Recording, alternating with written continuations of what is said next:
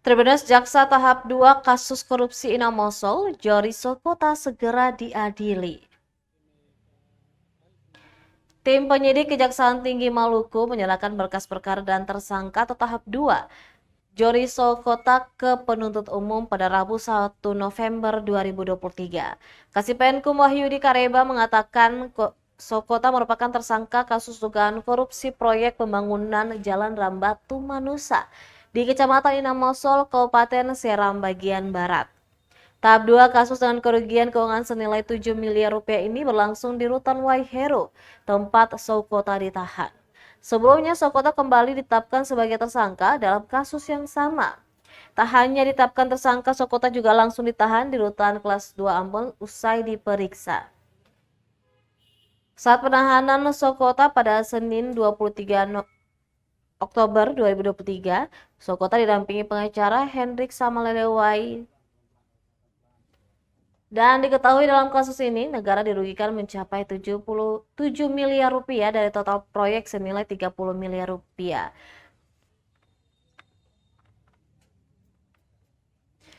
Diketahui selain Sokota, Thomas Watimena selaku mantan Kadis PUPR Seram bagian Barat juga telah ditetapkan sebagai tersangka. Watimena saat ini menjalani sidang di Pengadilan Tipikor pada Pengadilan Negeri Ambon dan saat ini menjalani pemeriksaan saksi-saksi.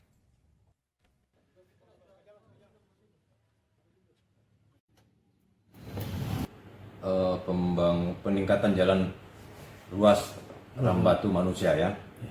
Jadi saat ini tim penyidik pada Kejati Maluku telah melimpahkan ke penuntut umum tersangka atas nama JS. Ya, jadi hasil penyidikan sudah rampung, kemudian diserahkan ke tim penuntut umum ya, untuk dilakukan proses penuntutan ya. Itu ya atas nama JS. Untuk dua tersangka itu GS dan RR kira-kira? Untuk tersangka GS dan RR ya kita sudah panggil secara patut ya kemarin dan belum juga dipenuhi, maka tim penyidik akan melakukan upaya paksa. Ya. Dalam waktu dekat. Ya. Tapi namun demikian penyidik masih berharap ya yang bersangkutan bisa kooperatif untuk bisa.